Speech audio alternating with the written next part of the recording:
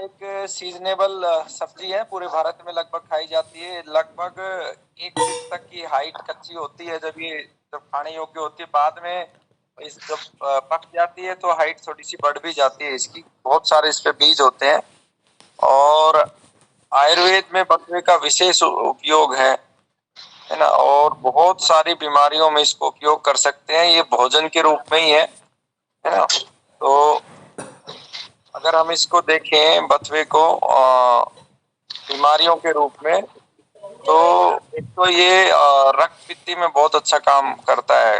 नाक और कान से जो खून आता है, दांतों का दर्द में बहुत अच्छे से काम करता है और खांसी में बहुत अच्छे से काम करता है।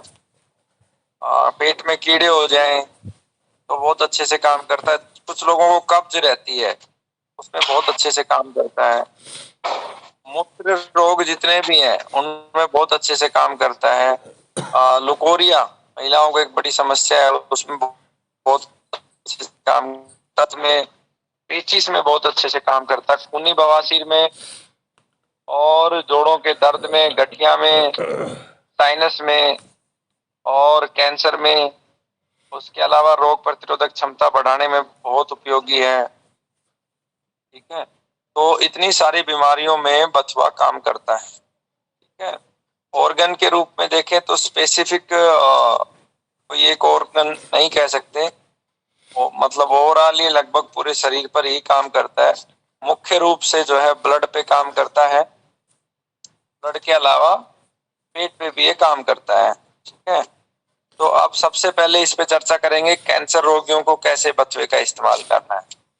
तो बथुए का साग आप बना सकते हैं। ठीक है, इसको अच्छे से देसी गाय के घी में छौंक के उसमें प्याज, लहसुन, अदरक, हल्दी, सारे मसाले डाल के आप उसके बथुए का साग खा सकते हैं। ये सभी प्रकार के कैंसर रोगियों के लिए लाभकारी है। ठीक है, दूसरा बथुए का सूप आप बना के पी सकते हैं।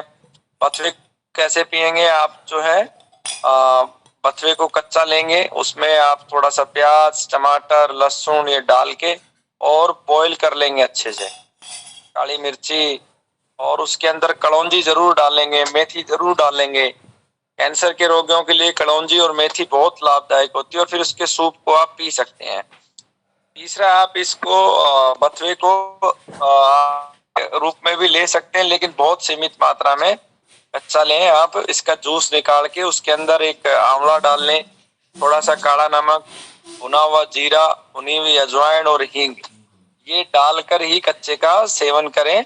ठीक है, तो कोई ऐसी दिक्कत नहीं आएगी और ये सबको सेवन करना है।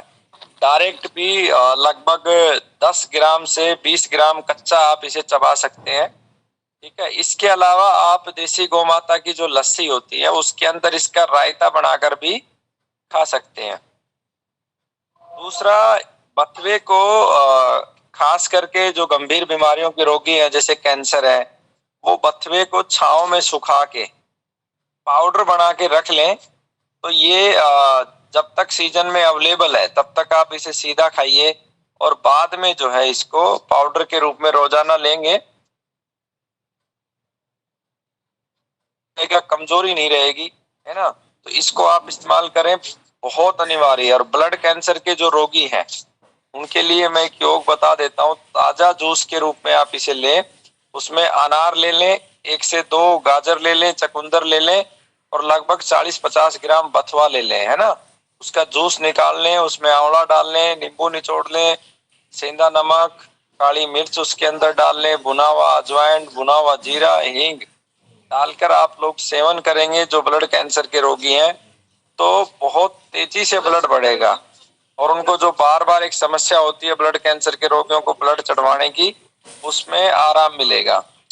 और इसके अलावा जो आंतों के कैंसर के रोगी हैं और रेक्टम कैंसर के जो रोगी हैं, उनको रोजाना अपनी इस डाइट के अंदर बथुए को शामिल करना है। इसके साथ साथ बथुए को आप रोटी के अंदर भी जो है मिक्स करके खा सकते हैं। इसके अलावा सतीश जी के घर पे मैंने एक विशेष चीज देखी, चकुंदर की रोटी, तो उसको भी आप बथुए को भी जो है ना, बथुए का जूस निकाल के और जो रोटी आप बना रहे हो तो जो पानी हम लेते हैं जिससे आटे को गूंथते हैं, पानी लेने की बजाय बथुए का हम जूस निकाल लें और उससे उस आटे को गूंथ लें, फिर जो है उस रोटी को आप खाएंगे तो वो भी बहुत गुणकारी होगी, है ना। तो अलग अलग फॉर्म में आप बथुए को खाएं, क्योंकि बहुत सारा कच्चा नहीं खा सकते, बहुत सारा जूस के रूप में नहीं ले सकते, लेकिन सभी रूप में आप लेंगे तो आप बिल्कुल बलवान बन जाएंगे, शक्तिशाली बन जाएंगे और आपकी बीमारी भी बहुत जल्दी ठीक हो जाएगी। ठीक है, तो ये कैंसर के लिए था। अब दांतों में दर्द के लिए बथुआ बहुत उपयोगी है। तो क्या करना है, बथुए का बीज लेना है, उसका चूर्ण बनाना है और दांतों पे रगड़े इसको, तो इससे दांतों का दर्द ठीक हो जाएगा, मसूड़े भी मजबूत हो जाएंगे। इसके अलावा बथुए को अभी सीजन में खांसी होती, खांसी में भी उपयोग कर सकते हैं।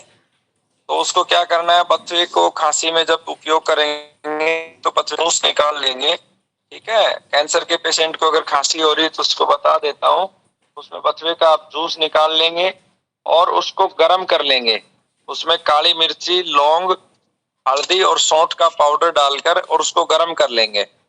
गर्म करके उसको जो है काढ़े के रूप में आप लेंगे, और ये फेफड़ों के कैंसर के लिए भी बड़ा उपयोगी है, गले के कैंसर में भी उपयोगी है, और जिन लोगों को खांसी हो रही है किसी भी प्रकार के कैंसर में, तो वो इसको उपयोग करें। जिन लोगों को पेट में कीड़े हो रहे हैं, है ना, तो उनको क्या करना है, जिनको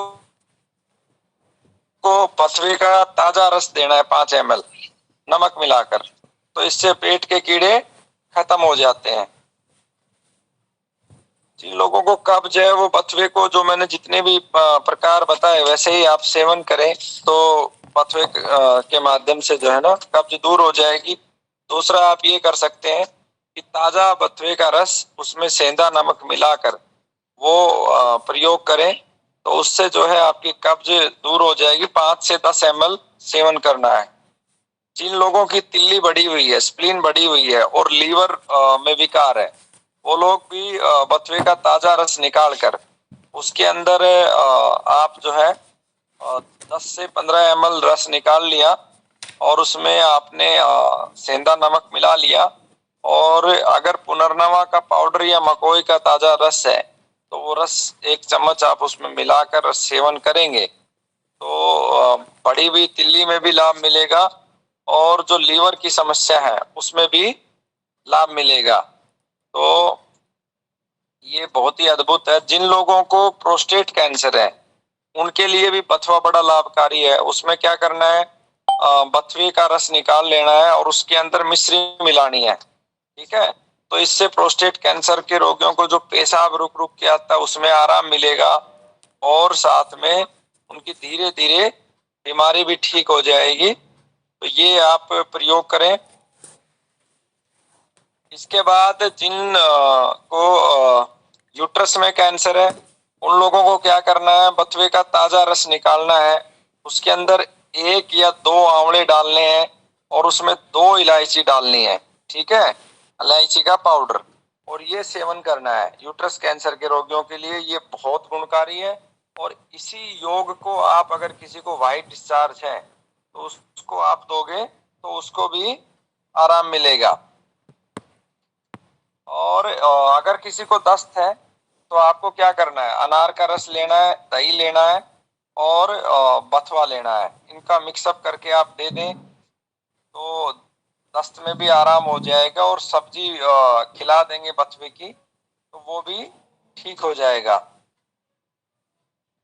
पेचिस अगर है तो बथुए की सब्जी बना लें देसी गाय के घी में, या देसी गाय के घी में आप जो है पत्तों को सेक लें और उसको सेवन कराएंगे तो निश्चित रूप से पेचिस में आराम मिलेगा। खूनी बवासीर में आपको क्या करना है, ताजा बथुए के पत्तों का रस निकालना है और इसको जो है बकरी के दूध के साथ सेवन करना है। तो ये खूनी बवासीर में बहुत गुणकारी हो जाता है।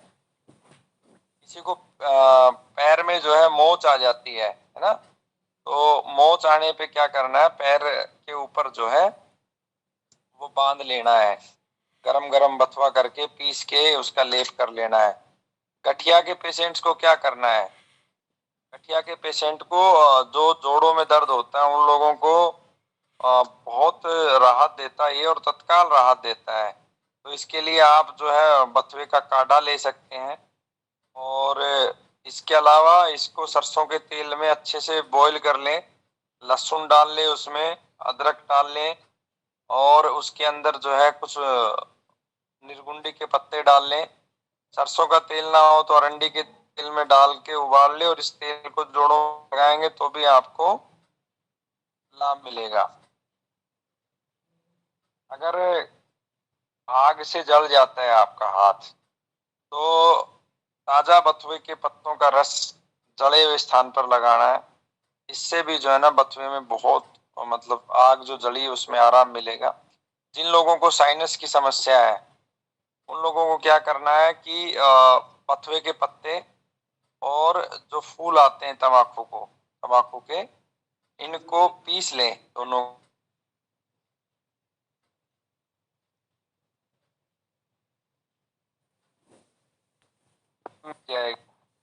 बथुए से आपका, बथुए को हर किसी को, रोगी निरोगी सबको सेवन करना चाहिए, क्योंकि ये आपकी जो है रोग प्रतिरोधक क्षमता को बढ़ा देता है। ठीक है। जितने प्रकार मैंने बताए, सब्जी के रूप में, रस के रूप में, लस्सी में मिला के, रायते के रूप में आप इसे खाइए, तो निश्चित रूप से जो है ये लाभ करेगा। ठीक है।